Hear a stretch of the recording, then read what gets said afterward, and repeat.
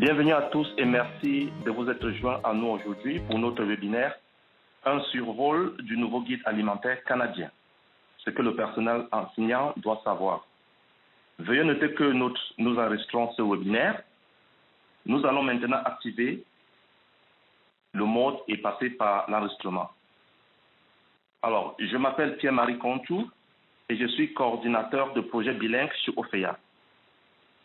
Si ce n'est pas déjà fait, veuillez fermer le volume de votre téléphone en faisant le étoile 4.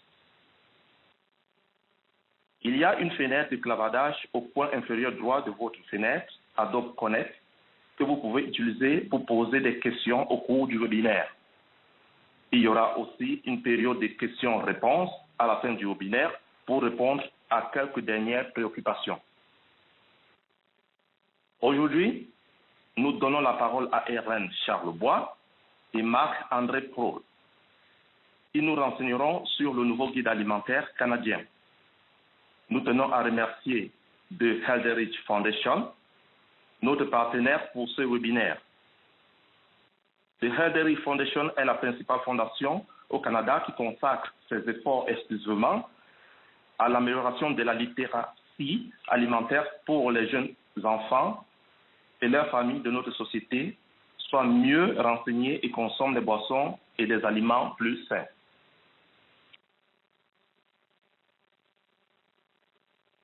Le webinaire va se dérouler autour de 4 points. Dans un premier temps, nous allons parler du nouveau guide alimentaire canadien où Hélène interviendra. Par la suite, elle donnera la parole à Marc-André Proulx qui nous présentera les stratégies de l'enseignement du guide alimentaire canadien et les ressources additionnelles. Par la suite, dans un quatrième temps, nous aurons notre période de questions-réponses. Hélène Charlebois est une diététiste qui aide les gens à améliorer leur santé depuis plus de 25 ans. Elle possède une clinique de nutrition à Ottawa. Elle accompagne ses nombreux clients dans l'adoption de meilleures habitudes de vie dans le but d'améliorer leur qualité de vie. Elle est conférencière professionnelle en matière d'alimentation et de nutrition pour le grand public et anime des ateliers, des séminaires, des webinaires et des dîners causeries pour les professionnels de soins de santé des 4 coins du Canada et d'ailleurs dans le monde. Pour sa part, Marc-André Proulx est un ambassadeur d'OFEA, coordonnateur du programme PAJO et conseiller pédagogique attiré au programme d'éducation physique et santé pour le CSD, catholique de l'Est ontarien. Avant de faire le saut au conseil scolaire, il a enseigné pendant 12 ans l'éducation physique et santé, en plus de mettre sur pied plusieurs programmes, comme le programme d'orientation scolaire, le programme d'éducation coopérative à la majeure haute spécialisation en santé et bien-être et l'Académie des habiletés Hockey Canada. Sa passion est la création de programmes pédagogiques novateurs de qualité afin de permettre aux élèves et aux membres du personnel de développer l'amour de l'activité physique, la vie durant en fonction de leur champ d'intérêt. Passionné d'activités hivernales, Marc-André s'implique auprès des joueurs et des entraîneurs de hockey. Il est d'ailleurs entraîneur d'une équipe. De plus, il aime passer du temps sur les chantiers de Prescott-Russell, en randonnée pédestre ou en requête avec sa femme Amanda, son garçon Étienne et ses 2 huskies. Pour commencer, nous allons donner la parole à Hélène. Merci Pierre et bienvenue à tous qui sont à l'écoute aujourd'hui. Il me fait un grand plaisir de discuter avec vous le nouveau guide alimentaire. Bon, comme vous le constatez, c'est tout nouveau, tout beau. Le nouveau guide, non seulement qui nous dit quoi manger, mais comment manger. Qu'est-ce qui est différent de les guides qu'on avait avant. Il a été publié justement cette année, au mois de janvier, et il a été présenté dans les médias avec des grandes pompes. Saviez-vous que ce document, le guide alimentaire, c'est le plus utilisé de toutes les publications canadiennes du gouvernement, sauf après le formulaire d'impôt. Je ne sais pas si tu vas être en arrière du formulaire d'impôt, mais de toute façon. Donc, aujourd'hui, on va jeter un coup d'œil sur son historique, regarder le guide, comme de raison. On va regarder au-delà de ce que nous devons manger, proposer des idées pour vous, les enseignants, dans l'enseignement du guide et de nouvelles façons de le présenter en classe. Avant tout, on aura un petit sondage. Donc, si vous êtes à l'écoute, on va vous demander non, oui ou sans objet. Avez-vous enseigné le nouveau guide alimentaire dès vos leçons au cours du semestre dernier, donc du semestre du mois de janvier au mois de juin 2019? Oui, non, 60%. Ah, c'est bien. OK, merci. Donc, on a 60% qui l'ont déjà fait, mais peut-être que vous pouvez le faire avec l'information qu'on va avoir aujourd'hui. Donc, le guide alimentaire. Bon, le guide alimentaire canadien, son historique. Avant de comprendre le guide aujourd'hui, il faut regarder ses origines et la modification qu'on a eue au fur et à mesure des années. Donc, le guide alimentaire présent, comme vous voyez, il est très visuel. Mais auparavant, le guide a été publié pour la première fois en 1942. Mais ce n'était pas un guide, c'était plutôt des règles alimentaires officielles du Canada. Puis si vous regardez la date de 1942, c'était vraiment pendant la Deuxième Guerre mondiale. Donc, le guide visait à prévenir des carences nutritionnelles parce que pendant la guerre, on avait des rationnements des vivres. Donc, le gouvernement canadien voulait que les Canadiens mangent plus sainement.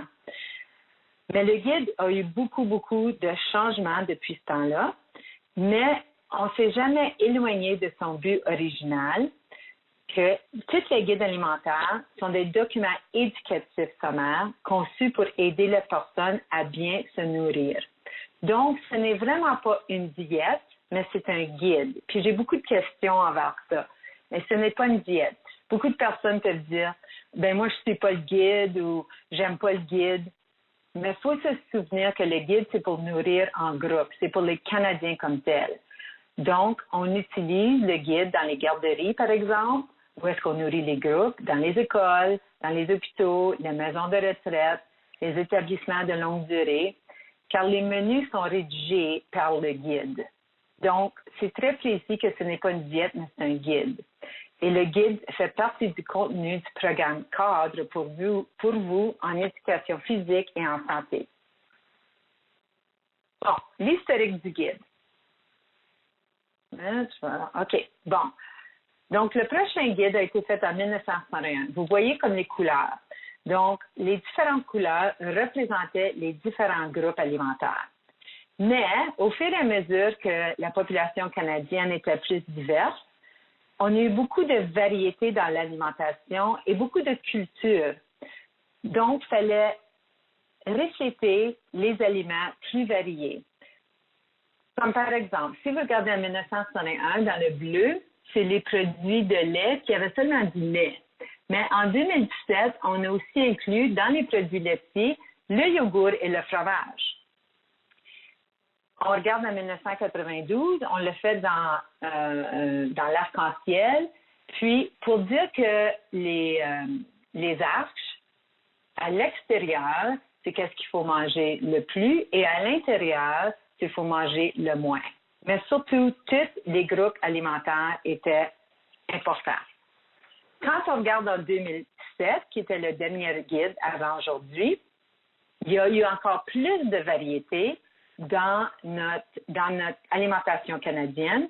Donc, encore, si on prend les produits laitiers, il y a non seulement le fromage, le lait, le yogourt, mais là, on a rajouté les boissons de soya et aussi d'autres substituts de lait. Donc, on reflète vraiment la diète canadienne. Mais comme vous voyez, aujourd'hui, en 2019, le nouveau guide est tellement différent de les autres. On a abandonné les couleurs complètement. Vous pouvez voir que c'est très visuel, c'est une photo comme telle, puis on appelle cette assiette l'assiette bien mangée. Question. quel pourcentage de Canadiens peuvent nommer les 4 groupes alimentaires de l'édition passée, donc l'édition 2007 au guide? Qu'est-ce que vous pensez? Quel pourcentage? OK. So, la plupart des participants pensent que c'est 62% des Canadiens peuvent nommer les 4 groupes alimentaires. La vraie réponse, c'est 42. Et c'est pour ça qu'on voulait faire des changements au guide alimentaire, parce que il était compliqué, le monde ne le comprenait pas. Et puis aussi, les recherches depuis 2007 ont évolué. Les recherches sont désuètes. Très important aussi, c'est Santé Canada a été très critiqué dans le temps parce qu'il y avait la perception que l'industrie avait beaucoup trop d'influence. Les industries, les opinions, des industries comme les produits laitiers, de bœuf, les céréaliers et les huiles végétales. Et le guide était trop complexe. Donc, c'est seulement 42 du monde ou des Canadiens qui peuvent nommer les 4 groupes alimentaires. Et, qu'est-ce qui est plus important, moins que 1 reconnaissaient les proportions. Et même moi, je vous dis, en tant que diététiste, je ne savais pas tout par cœur. Donc, on voulait un guide plus simple. Donc, voici le nouveau guide alimentaire. Mais avant tout, qui a contribué? On voulait certainement regrouper des experts en nutrition, en santé, en promotion de la santé et de l'alimentation. Donc, Santé Canada est à la table, des chercheurs au doctorat en nutrition, les diététistes, comme de raison, les experts en environnement, que c'était la première fois dans tous les guides qu'on avait les experts d'environnement à la table, mais il n'y avait aucune influence de l'industrie, ce qui est très important. Et pour la première fois, on a eu les gens de la population canadienne qui pouvaient soumettre leurs idées et leurs commentaires en ligne. Donc, il y a beaucoup de Canadiens qui ont participé en ligne. C'était un guide en revue, tel que les participants étaient comme les enseignants, les diététistes, les médecins, des infirmières, des parents, n'importe quel Canadien. Enfin, on avait 6 000 personnes qui ont fait des commentaires, qui ont participé à cette consultation et les résultats peuvent être consultés en ligne, si vous voulez, à canada.ca, à Santé Canada et envers le nouveau guide. Il y a beaucoup d'informations en ligne. Sur quoi le guide est-il fondé? On essaie d'avoir les données les plus scientifiques disponibles, mais comme vous pouvez apprécier, la nutrition et la recherche en arrière de la nutrition, c'est quelque chose qui évolue assez rapidement. Puis on le voit souvent sur l'Internet, il y a tout le temps quelque chose de nouveau avec la nutrition. Mais on a essayé de prendre les données scientifiques à l'heure actuelle et de plus haute qualité. Entre autres, on a demandé à des organisations très spécialisées en nutrition et mondiales, par exemple, l'Organisation mondiale de la santé ou en anglais le World Health Organization, aussi en consultation avec les sociétés canadiennes et internationales sur la cardiologie, le cancer et les organisations pour l'alimentation et l'agricole. On voulait demander à beaucoup d'organisations afin d'écarter pour que le guide alimentaire soit moins biaisé. Donc, le voici, le guide alimentaire en bref. Ceci est qu'est-ce que vous pouvez avoir en ligne, c'est comme recto verso. Puis, je viens juste de commander aujourd'hui, je suis allée en ligne, puis tu peux avoir le maximum 100 copies c'est pas un dépliant, c'est une page recto verso qu'ils vont m'envoyer à mon bureau. Donc, vous pouvez faire la même chose si vous enseignez le guide alimentaire à vos étudiants. Donc, à gauche, c'est l'assiette bien mangée. Puis, vous voyez que c'est une photo, c'est couleur, c'est très visuel. Puis, au recto, c'est comment manger. So, non seulement qu'on va vous dire quoi manger, mais comment manger. Donc, vous pouvez utiliser ce document en classe et encore une fois, c'est disponible sur le site Web. Encore sur le site Web, d'autres choses qui sont disponibles, des ressources en ligne, le guide alimentaire sur l'assiette bien mangée. Aussi, il y a les recommandations pour le consommateur et aussi pour les éducateurs. Il y a des lignes directrices canadiennes en matière d'alimentation et des données probantes. Donc, si vous voulez aller voir comment est-ce que le guide a été rédigé. Vous pouvez aller voir en ligne. Il y a aussi des recettes, des vidéos, l'historique du guide et d'autres conseils en alimentation. Donc, beaucoup d'informations sur le guide en ligne. Donc, en passant par le guide aujourd'hui, on va regarder à chaque section, puis ce que vous devez savoir, mais s'il te plaît, réfléchissez aux façons d'utiliser ces idées pour des activités en classe. Ce qu'il faut manger. Donc, les choix alimentaires, très visuel encore. Donc là, on regarde à l'assiette. On a divisé l'assiette en 3 sections. La section de fruits et légumes, les protéinés, les grains entiers et les boissons, et on suggère de l'eau. Donc, c'est une assiette qui touche pas aux sections vraiment, mais si on regarde à l'assiette bleue, c'est qu'est-ce qu'on mange d'habitude, ça reflète plus une assiette d'aliments combinés. Beaucoup d'enfants me demandent, est-ce qu'il faut manger avec toutes les sections séparées? Non. Comme de raison, c'est non. Est-ce qu'il faut manger tout ce qu'il y a visuel dans le groupe, par exemple, de protéinés? La réponse est non. Mais c'est vraiment de choisir une variété d'aliments. Donc, on choisit 1 ou 2 fruits et légumes. Mais moi, en tant que diététiste, j'aime mieux que les légumes soient au dîner et au souper et les fruits peut-être au déjeuner et dans le temps des collations.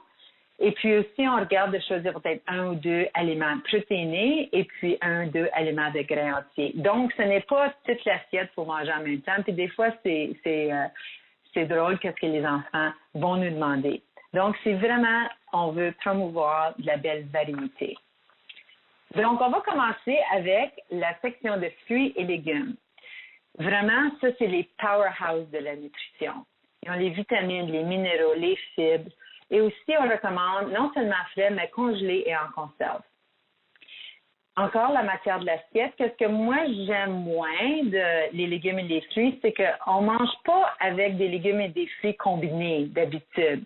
Comme j'ai dit, moi, je recommande les fruits au déjeuner ou en collation et puis concentrer sur les légumes plutôt au lunch et au souper. Mais tu sais, on peut varier. Donc, c'est la seule chose avec le guide présentement que je dis, peut-être que je comprends pourquoi ils l'ont fait, là, mais je pense que ça l'amène de la confusion. Puis pour la première fois, on a enlevé les jus. Les jus ne sont pas un substitut pour les fruits et légumes, car les jus, ils ont un taux de sucre trop concentré. Et puis aussi, il faut faire appel aux enfants que les friandises qui ont une saveur de fruits, comme les gummy bears, des choses comme ça, ou bien des croustilles qui sont fabriquées à partir de poudre de légumes, donc les pailles aux légumes ou les veggie straws, ce n'est simplement pas un choix de fruits et légumes. Même si on aimerait ça, ce n'est pas un choix. Donc, j'espère que j'ai mis un petit peu de occasion et de suggestions pour enseigner un petit peu mieux aux élèves. Notre prochaine section, on a une question avant. Excuse-moi, le sondage. Lesquels des aliments suivants font partie des aliments protéinés du Guide alimentaire canadien? Cochez tout ce qui applique. Les amandes, oui, à 100 %. Le quinoa, non. Le quinoa, c'est un grain. Mais finalement, c'est une graine. Mais ce n'est pas un aliment dans les protéinés. Oui, le steak, le beurre d'arachide, non. Les haricots verts, excellent. Tout le monde a dit 0. Le yogourt, oui. Les avocats, non. Tout le monde a dit 0. Et puis, les pois chiches, oui. Je vous remercie. Vous êtes certainement à l'écoute du guide alimentaire. Bon, les aliments protéinés. Ça, c'est le plus gros changement qu'on a eu au guide alimentaire présent. Parce qu'on a combiné tous les aliments protéinés dans la même catégorie. Donc, la viande, les produits laitiers, le substitut, la volaille, les légumineuses, les œufs, les noix, les graines, c'est tout dans un cadre, puis on veut que ça fasse un quart de votre assiette. Aussi, on a souligné qu'on aimait que les aliments protéinés soient d'origine plutôt végétale. Pourquoi? Parce que les aliments de protéines végétales sont très hauts en fibres, sont bas en gras saturés et ils ont beaucoup de protéines de haute qualité. On essaie de réduire les risques de maladies chroniques au Canada. Donc, en mangeant plus de protéines d'origine végétale, on s'en va vers ce but. Mais aussi, comme les légumineuses, des choses comme ça, c'est très bas en coût. Mais ce n'est pas nécessaire qu'on vous dise d'être végétarien comme tel, mais on encourage d'ajouter des légumineuses, des noix, des graines à vos recettes favorites de tous les jours. Une autre question. Ceci, c'est pour les grains entiers. Lesquels des aliments suivants sont à grains entiers? S'il vous plaît, cochez tous ceux qui appliquent. OK. Le maïs soufflé, le sondage est fermé. Comme de raison, le riz brun, mais non le riz basmati. Le quinoa, comme de raison, l'avoine, oui. Le couscous, c'est intéressant. Beaucoup de monde pense que c'est un grain, mais en réalité, le couscous, c'est du spaghetti. Donc, on prend de la farine durum ou du semolina, on roule des petites boules. Donc, c'est des pâtes, c'est de la pasta. Donc, ce n'est pas un grain entier. L'orge mondée, en anglais, c'est du pot barley. C'est un grain entier parce qu'on garde l'écorce, mais l'orge perlée ou bien le pearl barley, on ne garde pas l'écorce, donc ce n'est pas un grain entier. Et le maïs soufflé est un grain entier. Donc, ceux qui aiment le popcorn, allez-y. C'est bien. Donc, on va parler un petit peu des grains entiers. Puis, si vous voyez l'anatomie d'un grain entier, ça, c'est très important. Donc, le son, il y a beaucoup de fibres. Le endosperme, c'est là riche en amidon. Donc, c'est la viande, on va dire, des grains entiers. Puis, on va regarder le germe, c'est riche en vitamines et minéraux. Donc, si c'est un grain raffiné, on enlève le son et on enlève le germe. Donc, les vitamines et minéraux et les fibres sont partis. C'est pour ça qu'on encourage que le monde mange plus de grains entiers. Et puis aussi, quand on regarde le but de réduire les maladies cardiovasculaires et les cancers et les maladies chroniques, au Canada, les grains entiers en font une grosse partie. Pour les boissons santé, bon, comme de raison, on a dit on va choisir l'eau, mais il y a aussi le lait, ça peut être le lait de vache, de brebis, de mouton. Donc, vous voyez combien que le guide alimentaire, comme on a beaucoup plus de variations, de variétés. Parlons des boissons végétales enrichies. Si vous allez voir l'étiquette du lait soy ou du lait soya, il est enrichi de protéines, de calcium, de vitamine D. Mais tous les autres breuvages, comme le lait d'amande, l'acajou, de riz de chanvre, que c'est du hemp, ils ne sont pas nécessairement enrichis et ils ont zéro protéine. Donc, on ne peut pas exactement faire l'échange. C'est pour ça qu'on dit de l'eau, du lait, des boissons végétales. Et aussi, vous voyez le café et le thé, mais sans sucre. Puis, pourquoi est-ce qu'on a mis ça, c'est sans sucre? Parce que vous connaissez tous les frappolappuccino qu'on a présentement. Et puis, il y a trop de sucre, trop de gras. C'est vraiment un bonbon. Donc, on dit au monde, faites attention au café et au thé parce que s'il y a trop de sucre ou de crème ou du lait, c'est vraiment pas santé. Et surtout, on essaie de baisser les boissons gazeuses. Donc, le plus important changement pour le présent guide qu'il y avait à droite et le guide de 2017 qui est à gauche, dont l'arc-en-ciel et l'assiette bien mangée, c'est l'arc-en-ciel avait 4 groupes alimentaires. Aujourd'hui, on a 3 regroupements. L'arc-en-ciel, on avait des quantités, des portions. Là, on a simplement des proportions dans l'assiette. Le jus n'est plus compris dans le nouveau guide et on recommande de l'eau comme une boisson et de limiter les boissons qui ont beaucoup de sucre, comme les boissons gazeuses. Il y a un accent, avant, le vieux guide, c'est un accent sur la viande et le lait. Et maintenant, c'est plus d'accent sur les protéines d'origine végétale, moins d'aliments transformés. Donc, il n'y a aucune place dans le guide pour les aliments qui sont transformés. Puis, on va parler un petit peu plus de ça plus tard. On veut des aliments à grains entiers, comme de raison. On n'a aucune influence de l'industrie. Et puis, aujourd'hui, il est plus simple, comme vous avez vu, puis il est très visuel.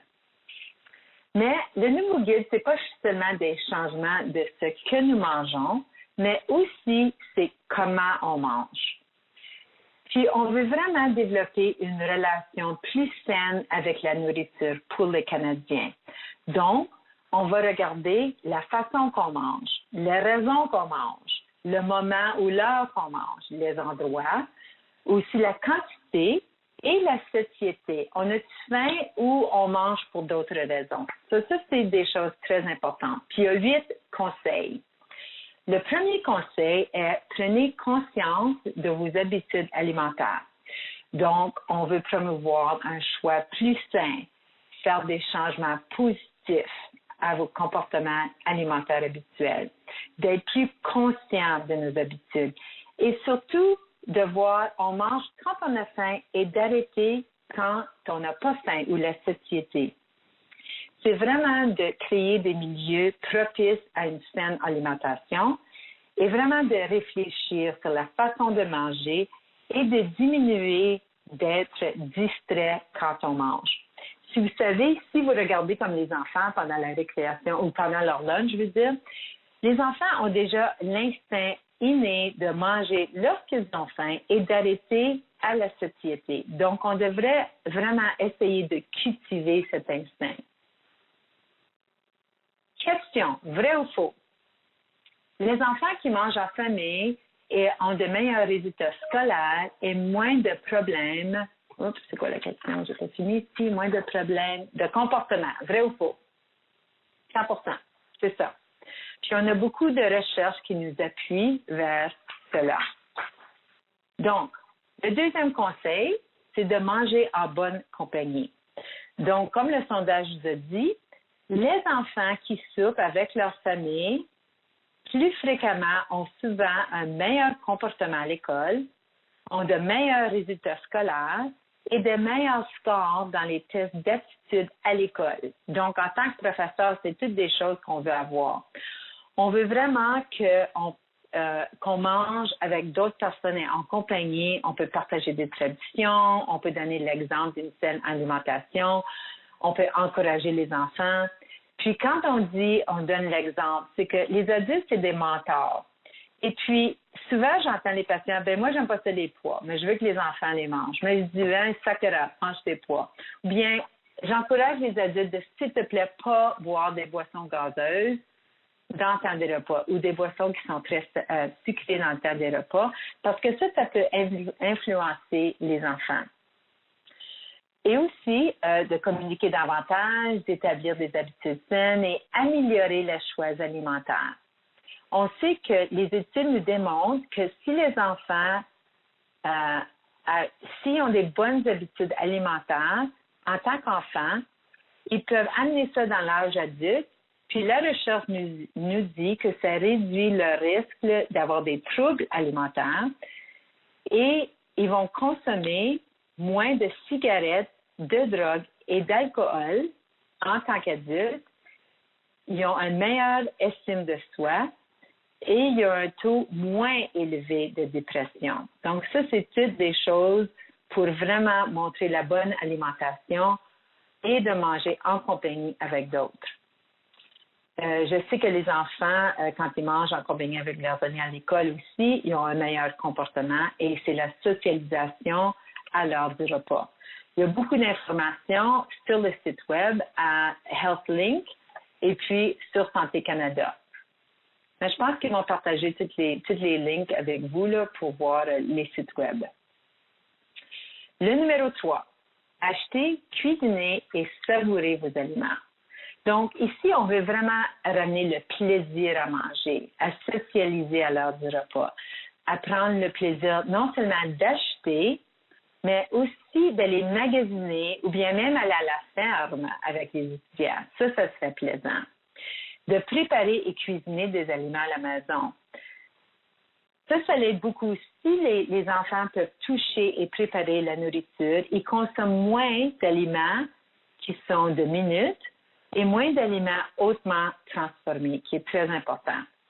Aussi, peut-être de connaître l'origine des aliments. Donc, faire un petit jardin de fines herbes ou essayer de peut-être planter un plant de tomates pour l'été puis en prendre soin, quelque chose comme ça. La préparation d'aliments favorise de saines habitudes alimentaires. Ça, on le sait. Donc, si vous avez un Loblaws ou un Sobeys dans votre région, vous savez qu'il y a des diététistes en magasin. Si vous amenez votre classe, ils peuvent faire le tour du magasin. Aussi, ils ont beaucoup de cuisine dans leur magasin, donc ils peuvent faire des cuisines à démonstration. Aussi, les diététistes du Canada, sur dietitians.ca, il y a une place que ça s'appelle Find a Dietitian.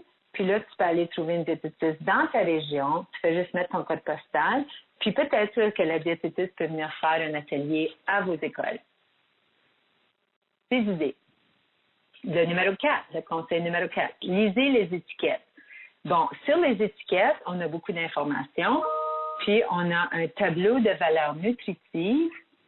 Il y a un tableau de valeurs nutritives et une liste d'ingrédients. Donc, on pourrait peut-être faire un cours de mathématiques, parce que sur le tableau de valeurs nutritives, on a les fractions, on a des pourcentages, qui est très important. Quand on regarde aux ingrédients, on peut donc faire peut-être pratiquer la lecture en tant que la prononciation des mots, parce que souvent, il y a des gros mots sur les listes d'ingrédients.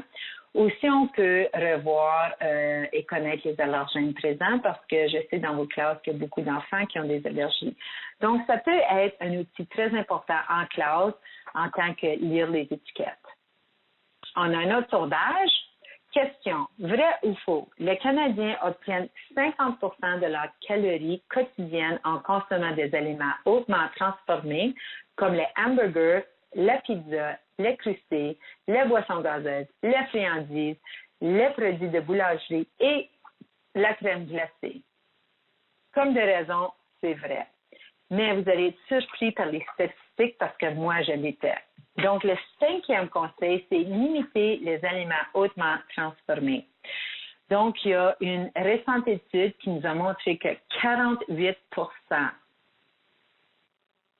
de l'apport quotidien en calories de tous les Canadiens proviennent d'aliments hautement transformés. Pourquoi est-ce que c'est important d'en manger moins? C'est parce que les aliments hautement transformés, ils ont beaucoup de sodium, beaucoup de sucre, beaucoup de gras saturés.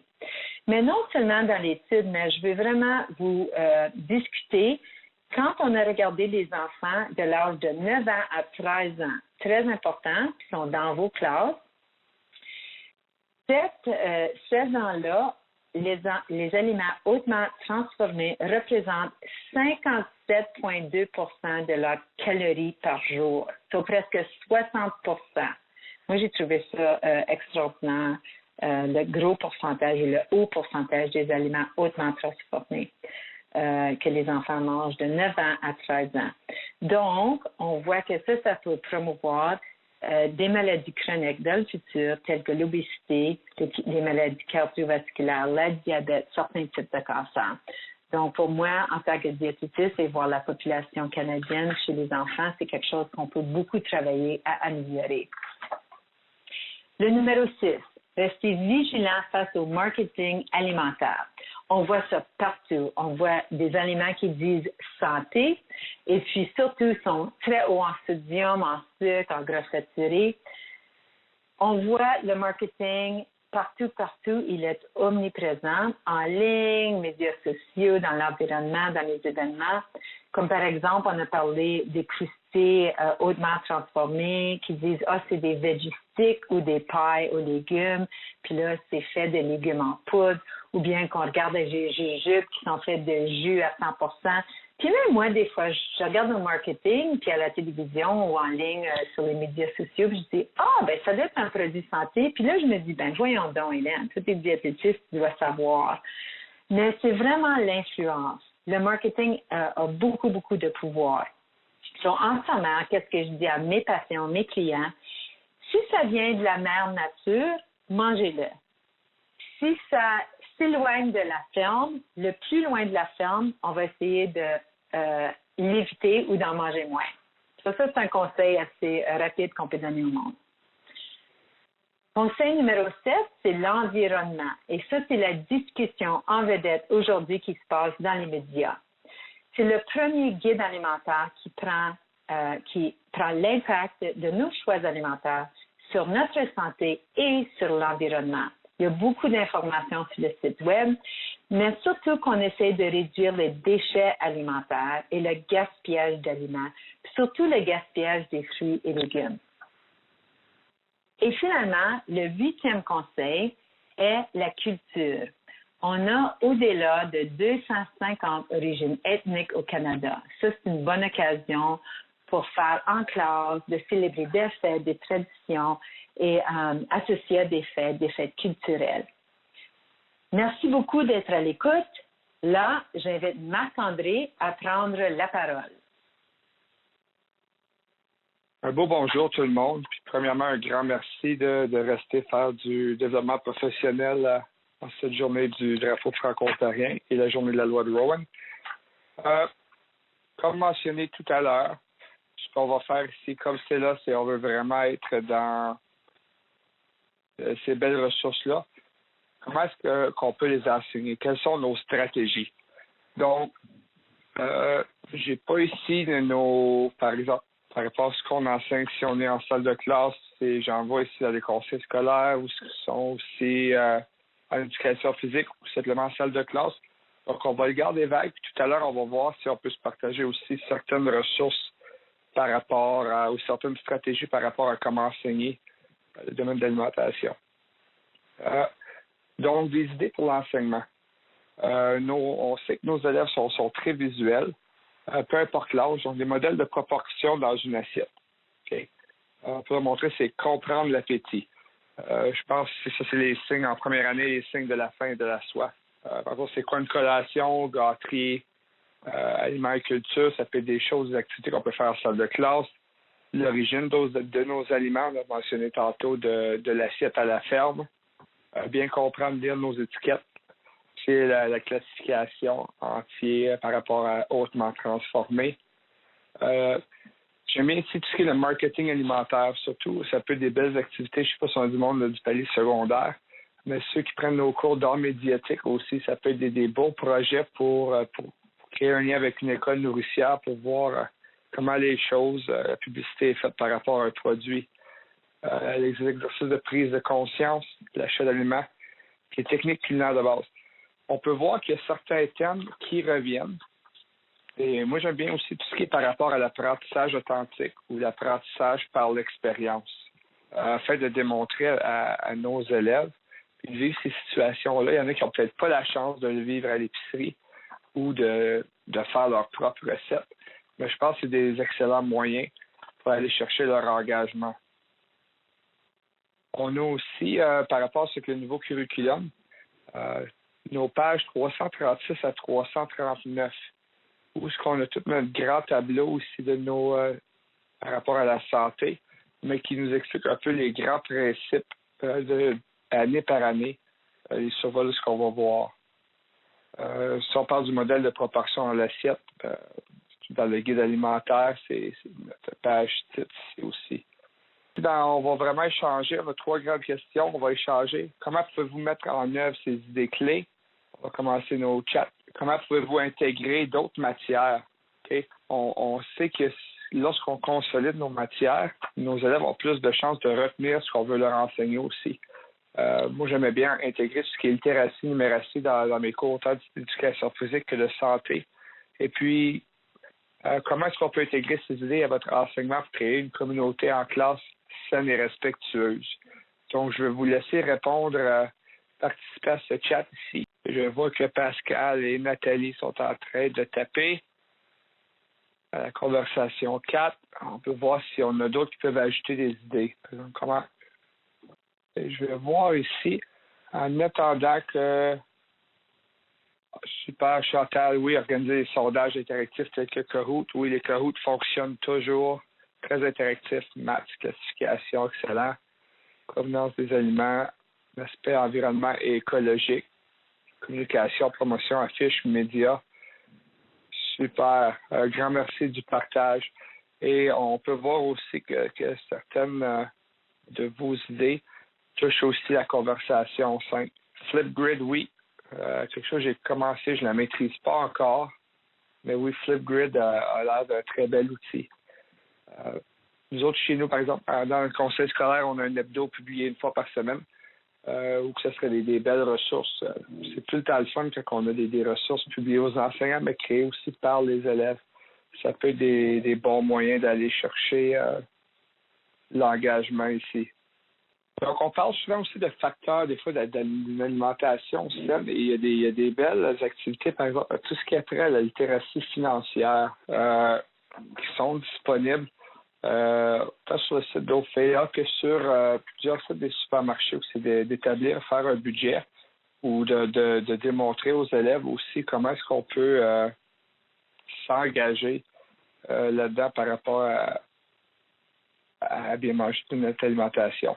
On sait que la littératie financière est présente dans tous nos curriculums, donc c'est un bon moyen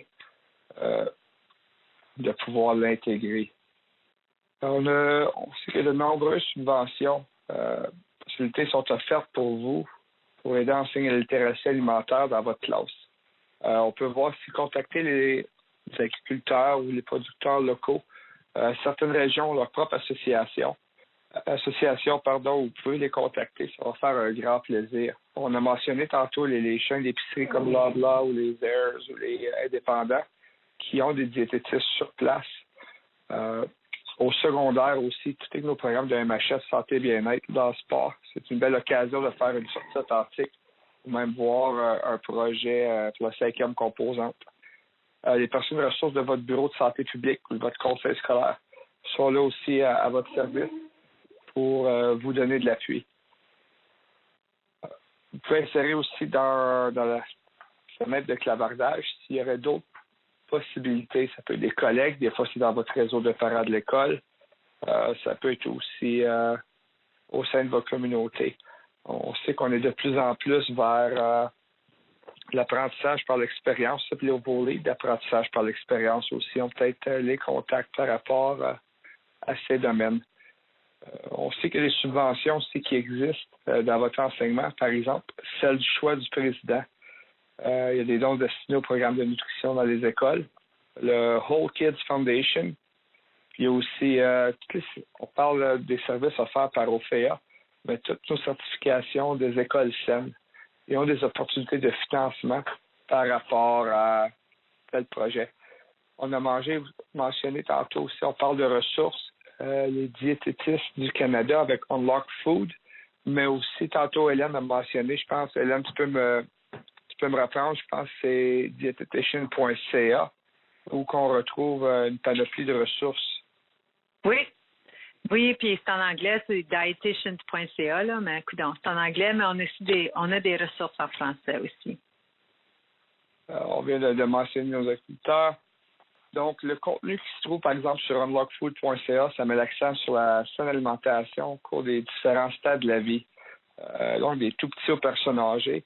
Il y a des liens aussi avec des programmes peu importe de l'élémentaire au secondaire. Et la prévention des maladies chroniques.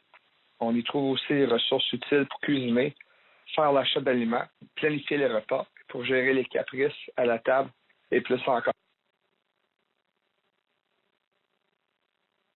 Et il est aussi possible de contacter son bureau de santé publique, comme mentionné tout à l'heure, pour obtenir les renseignements et pour apprendre davantage sur ces programmes en matière de saine alimentation et de littératie alimentaire dans notre région. Nutrition Connection, c'est en anglais. Anciennement, le Nutrition Resource Center, c'est un centre visant à renforcer les connaissances et la collaboration en matière de nutrition. Il aide les professionnels de la santé, les organismes communautaires, le personnel enseignant, les chercheurs et autres personnes travaillant dans le domaine de l'alimentation et de la nutrition, à renforcer leur capacité par rapport à communiquer ensemble et à s'échanger l'information. Vraiment un site de partage.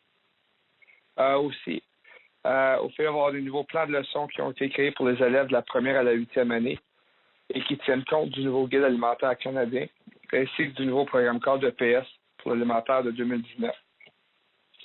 Ces plans de leçons sont offerts dans les ressources d'appui au programme cadre. Finalement, on parle beaucoup aussi de la certification d'écoles saines. Je sais que certains d'entre vous le font. C'est un excellent moyen de faire appel à une approche globale à la santé en milieu scolaire pour aider nos écoles à déterminer un sujet de santé prioritaire dans leur communauté. C'est un excellent travail de partenariat et un excellent moyen de faire rayonner vos écoles. Donc, si vous choisissez l'alimentation saine comme sujet de santé, inscrivez-vous aujourd'hui. Les écoles, vous pouvez vous inscrire jusqu'au 25 octobre 2019 à midi.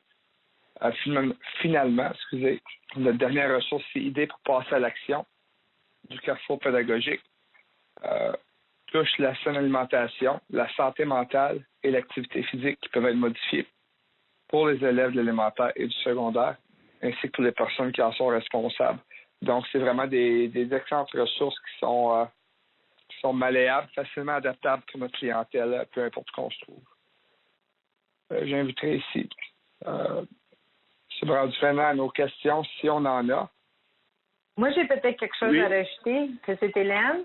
Une couple d'autres sites web qui sont très bons. Ça s'appelle, c'est un app ou un appliqué, c'est Cookspiration. C'est Cookspiration.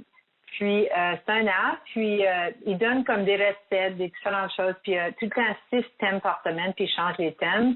Puis souvent, c'est sur les enfants.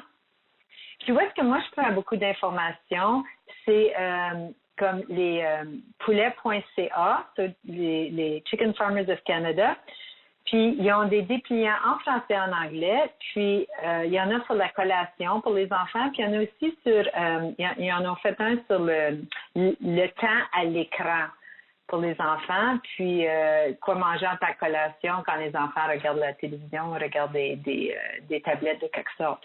Donc, je trouve ça 2 sites assez bien pour avoir de l'information. Merci Hélène et Marc-André pour cette brillante présentation. Nous invitons justement tous les participants à poser leurs questions. Au niveau de la fenêtre de clavardage, vous pouvez poser vos différentes questions et puis Marc-André et Hélène vous apporteront des réponses. Merci. C'est Hélène. Aussi, je voulais dire un petit mot que le mois de mars, c'est le mois de la nutrition. Donc, si vous faites des événements spéciaux dans le temps le mois de la nutrition, ça serait excellent. Oui, nous allons mettre le lien SurveyMonkey en ligne de façon à ce que vous puissiez nous donner vos différents commentaires par rapport au webinaire d'aujourd'hui. Vous avez également, vous avez toujours un peu de temps pour nous présenter vos questions et par la suite, nous vous prions d'aller donner vos commentaires sur SurveyMonkey, dont le lien est indiqué. Merci. Aussi, nous tenons à vous dire que les slides vous seront partagés en version PDF. Oui, merci Hélène et merci Marc-André pour cette présentation qui a été, je crois, très intéressante. Et nous vous donnons, vous les différents participants, encore quelques minutes pour pouvoir indiquer vos questions et faire vos commentaires sur SurveyMonkey. Merci. Nous revenons dans quelques minutes. Alors, donc, merci beaucoup une fois de plus, Hélène et Marc-André. Merci à tous les participants qui ont voulu offrir de leur temps pour participer à cette présentation. Et nous gardons le contact. À très bientôt. Merci, au revoir. Merci. Au revoir, merci. Au revoir, merci.